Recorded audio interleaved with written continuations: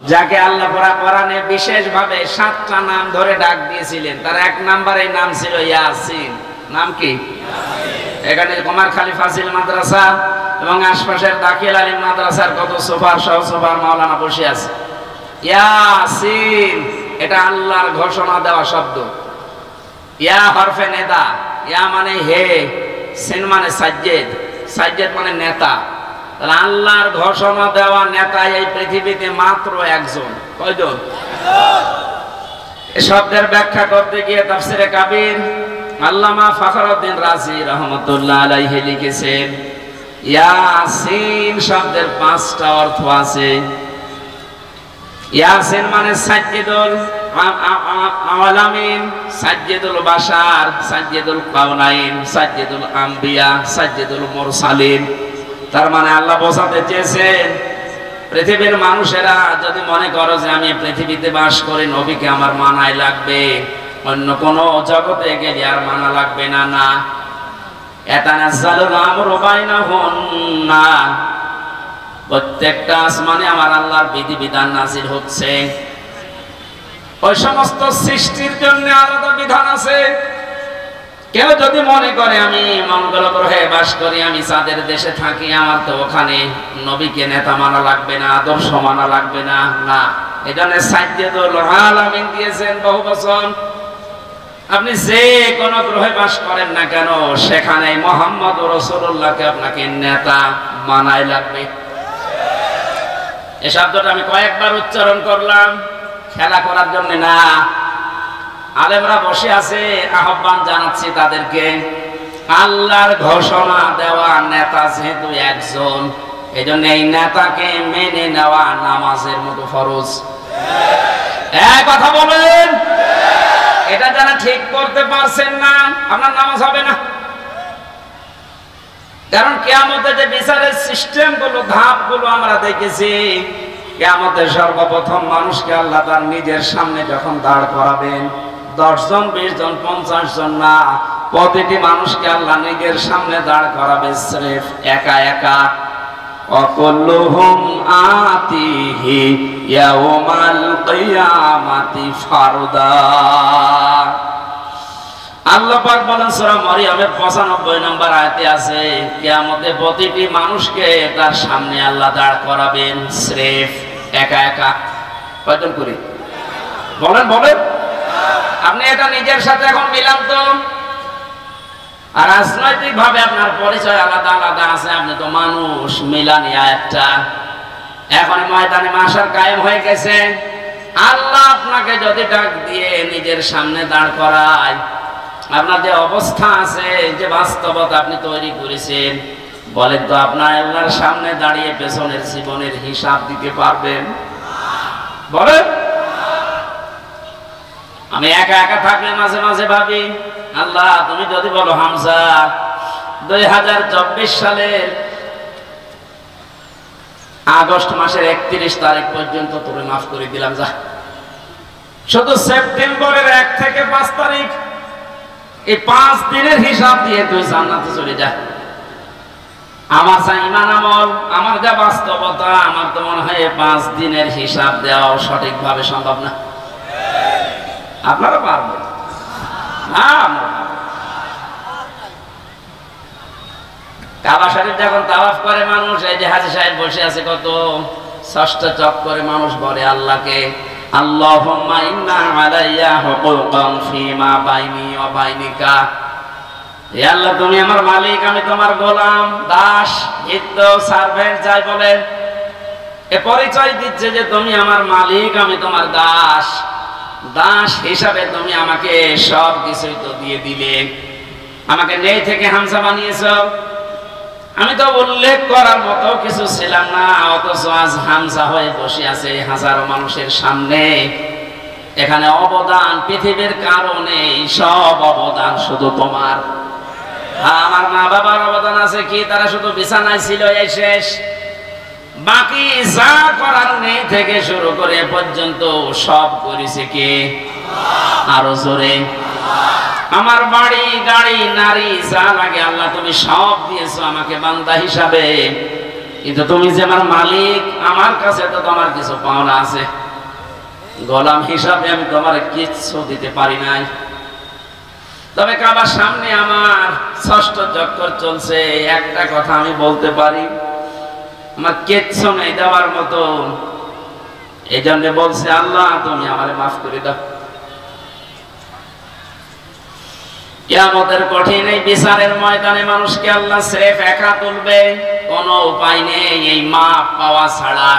আর আল্লাহর বিচারে যদি আল্লাহ অবিচার করে কেউ বাঁচবে? যদি ন্যায় বিচার করে, হ্যাঁ, না না, আল্লাহর বিচারে তো অবিচার নেই। ন্যায় বিচার করলেও কোনো মহারথী ক্ষমা পাবে না, কারণ আল্লাহ ন্যায় বিচার করে যদি বলে শুধু 1 গ্লাস পানির হিসাব দিয়ে যা, পারবেন না। আল্লাহর বিচার থেকে বাঁচার জন্য একটা পদ্ধতি আছে, যে আল্লাহ তুমি মাফ করে দাও। আল্লাহ যেন শেষ পদ্ধতিটা আমাদের জন্য কবুল করেন, বলেন আমিন। এবার আসেন যে কথাটা বোঝার জন্য পর্যন্ত এসেছিলাম, কিয়ামতের বিচারের দ্বিতীয় ধাপে আল্লাহ এবার আর একা ডাকবেন না। ইয়াউমা নাদউ কুল্লা উনাসিন বিইমামিহিম।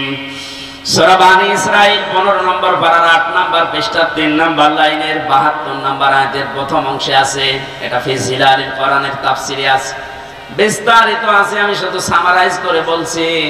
কিয়ামতে প্রতিটি মানুষকে এবার বিচারের দ্বিতীয় ধাপে আল্লাহ ডাকবে তার নেতার সাথে। এটা যদি রাজনীতি মনে করে কেউ চলে যান, আপনার কপালে আগুন লাগবে। আল্লাহর কসম, এটা শুধু দুনিয়ার সাথে না, আখিরাতের সাথে রিলেটেড। এই জন্য আমি একটু তুললাম, না তো বলতাম না। কিয়ামতের ময়দানে আল্লাহ যখন মানুষকে তুলবে, প্রতিটি মানুষকে এবার দ্বিতীয় সিস্টেমে তুলবে তার নেতার সাথে। কার সাথে? কুমারখালীবাসী আগে নেতা, এরপরে কর্মী। আপনার বিবেককে এবার প্রশ্ন করেন তো, আপনি যে নেতার আদর্শ মেনে চলেন, যার পেছনে স্লোগান দেন, যাকে রায় দিয়ে ভোট দিয়ে নেতা বানিয়েছেন, এই লোকটার যে চরিত্র, এর যা সুরাত সিরাত, আর এর যা ঈমান আমলের অবস্থা, ও যদি আল্লাহর সামনে দাঁড়ায়, আপনি তার পেছনে ওরে দেখলেই তো আল্লাহ রাগ হয়ে যাবে। ও বলছে ঠিক, তার মানে ও ধরা খেয়ে বসে আছে। ও যদি এখনই বলে ঠিক যে আমি যারে মানি ওরে আল্লাহ দেখলে আল্লাহর রাগ হবে, আপনি তো ধরা খাবেন। কথা তো সত্যি, এইটাই আসল কথা। আপনি যারা ধরা না খান, সুতরাং এমন মানুষের পেছনে থাকা লাগবে, এমন মানুষকে আদর্শ হিসাবে সামনে নিয়ে আসা লাগবে, যারে দেখলে আল্লাহ খুশি হয়ে যায়। এখন এই লোকটা কি? আফজাল সাহেব না। এখন দেখেন তো আফজাল সাহেবের কাঠিতে পড়ে কিনা।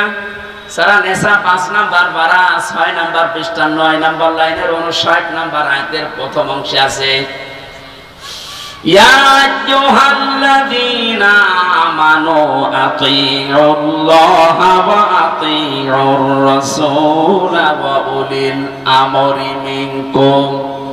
আল্লাহ ঈমানদারকে ডাক দিয়েছেন, ঈমানের দাবি করো, তে পূরণ করবা না। তোমাদের দাবি হচ্ছে তোমরা আল্লাহর ইতাআত করো, রাসূলের আনুগত্য করো, আর উলিল আমর তোমাদের ভেতরে যারা নেতৃত্ব দেয় এদের মেনে চলো। কুষ্টিয়াবাসী, বাংলাদেশের 64 জেলার ভেতরে এই কুষ্টিয়াকে আমি বেশি ভালোবাসি, কারণ এই জেলাটা আমার। আমি চাই আপনারা বাঁচেন, বেঁচে থাকেন, যেন জাহান্নামী হয়ে না যান। এই যে আতিউ, এটা কিন্তু ভার্ব, এটা ফেল, এটা ক্রিয়া। এই শব্দটা আল্লাহ নিজের নামে রাসূলের নামে দিয়েছেন, উলিল আমরের আগে দেননি। কি কথা বলেন না কেন? আমি যতগুলো তাফসীর পড়েছি, সব মুফাসসির আয়াতের ব্যাপারে ব্যাখ্যা এটাই লিখেছেন, আল্লাহ রাসূলকে মানা লাগবে, কোনো প্রশ্ন করা যাবে না। কিন্তু আল্লাহ রাসূলের পরে যদি কিয়ামত পর্যন্ত আপনি কাউকে মানতে চান, নেতা হিসাবে নেতৃত্ব দেবে, তাকে যদি মেনে চলতে চান, মাস্ট বি, দেখাই লাগবে এই লোকটা আল্লাহ রাসূলকে মেনে চলে কিনা। আরে এই আয়াতটা বাংলাদেশে আজ কায়েম হয়ে গেলে তো ইসলাম চলে আসে। এক কথা বলে না কেন? আল্লাহ রাসূলকে যে লোক মেনে চলে না, আমার বাবা হলে ওরে আমি মানি না, এই কথা মানবেন কারা দেখি? লিল্লাহি তাকবীর। এই দেখেন তো হাত তোলেন কে? আলহামদুলিল্লাহ, ঠিক আছে। আপনার মানে ওয়াজ তো হয়ে গেছে, এবার মোনাজাত করে দিই। আবার কি ওয়াজ করবো? এটাই তো, আল্লাহ রাসূলকে যে মানে না সে আমার বাবা হলেও মানে না, তাহলে দেশে আর কিছু থাকবে? হ্যাঁ, ইসলাম চলে আসবে ইনশাআল্লাহ। আমরা জরিপ দেখতে পাচ্ছি আগস্টের 5 তারিখের আগে একরকম ছিল, এই আজকে রাতের পাল্টিয়ে গেছে। এই মাত্র 30 দিনে পুরা পাল্টিয়ে গেছে। 16 জন চাইতো এই দেশে ইসলাম রাষ্ট্রীয়ভাবে কায়েম হোক 5 তারিখের আগে। এখন জরিপ যেটা বলছে, এই 1 মাসের ব্যবধানে বাংলাদেশে এখন প্রায় 35 জন মানুষ চাচ্ছে দেশে ইসলাম কায়েম হোক।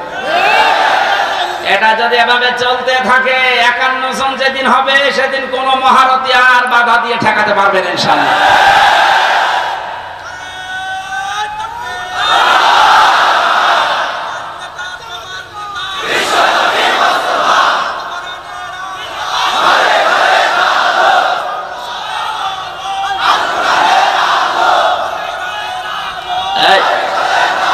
কথা বলতে দেন। কয়েকদিন আগে সিরাজগঞ্জে ছিলাম, একটা আমি দোকানে ঔষধ নেওয়ার জন্য, আমার মুখ বাঁধা ছিল, বসে আছি। একটা লোককে বলছে, ভাই যে আমির হামজা আসতেছে, ওয়াজ শুনতে যাবেন না? উনি জবাব দিয়েছে, ওয়াজ কি শুনতে যাব, গেলেই তো রাজনীতি হবে। চিন্তা করেন তো ওর মন মানসিকতা কোন দিকে। আমি কি রাজনৈতিক দলের কোন লিডার? এই বলেন, আমি কি ঘোষণা দিয়েছি যে আমি ভোটে দাঁড়াবো? আপনার এত ভয় কেন? রাজনীতি এটা কোরআনের একটা অংশ। 903 জায়গায় আল্লাহ ডাইরেক্ট ইনডাইরেক্ট এই শব্দগুলো দিয়েছে। রাজনৈতিক জীবনে যেন আপনি জাহান্নামে চলে না যান, এই জন্যই তো পাহারা দিচ্ছি। এক কথা বলুন। আর আপনি উল্টা বুঝে না এটা রাজনীতি হবে। রাজনীতি হবে মানে কোরআন বাদ দিয়ে রাজনীতি আছে? কোরআন বাদ দিয়ে যারা রাজনীতি করেছে তাকে দরবেশ পর্যন্ত 36,000 কোটি টাকা ঋণ করেছে। যেহেতু কোরআন ছিল না, এই জন্যই তো এত দুর্নীতি। কোন জায়গায় যেন এই দুর্নীতি আর ফিরে আসতে না পারে। আল্লাহ রাব্বুল আলামিন নবীকে ডাক দিয়েছিলেন কয়টা নাম ধরে? 7টা। কয়টা? 7টা নামে ডাক দিয়েছেন পুরা কোরআনে। তার 1 নম্বরে হচ্ছে ইয়াসিন। সুতরাং আপনি যদি পৃথিবীর কোন জায়গায় বাস করেন, আপনাকে নেতা হিসাবে, আদর্শ হিসাবে মানা লাগবে মুহাম্মদ রাসূলুল্লাহকে।